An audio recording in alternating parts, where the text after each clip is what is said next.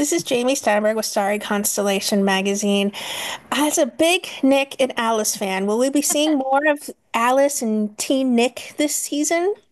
The Nick and Alice relationship really took off with the fans last season in a way that I don't know that I was expecting. I think, we really see a need in Alice to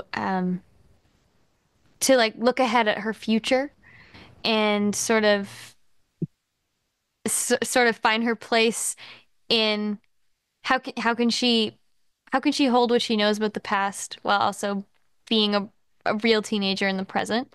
And I don't know how Nick fits into that, but he is not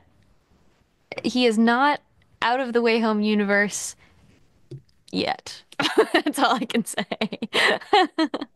Well, there is this mysterious figure that Alice sees out the window in the season three trailer. I'm really curious about that and what you can spill.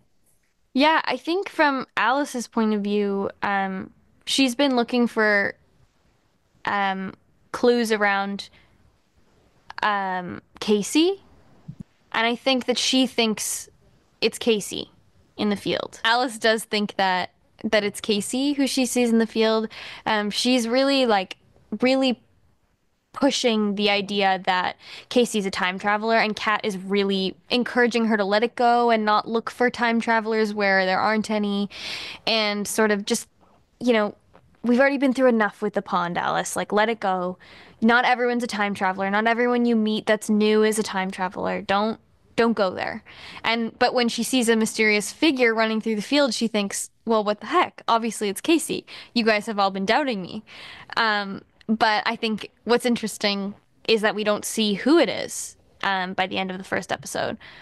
And um, that's sort of where my mind was playing that scene out, is like she's waited this long. She left Port Haven, spent the summer with her dad.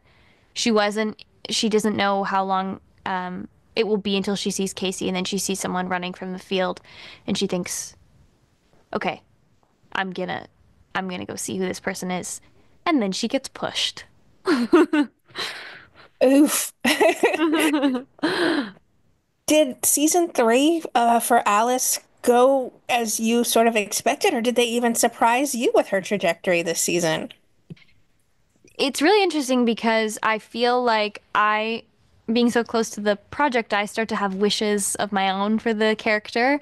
Um, you know, Things I want to see play out, scenes I want to just purely for the fun of it, experience with other cast members. Particular scenes I'd love to see happen between Kat and Alice, or Dell and Alice, different combinations of people, and in a lot of ways those hopes and wishes were fulfilled. And then in other ways, I was completely shocked by some of the things that they have planned for us this season. One of them being that end of that first episode. I thought, we it's scary to see the person, for an audience to go through the whole season kind of through Alice's eyes, and to see that scene where she gets shoved in the pond in the dark is frightening.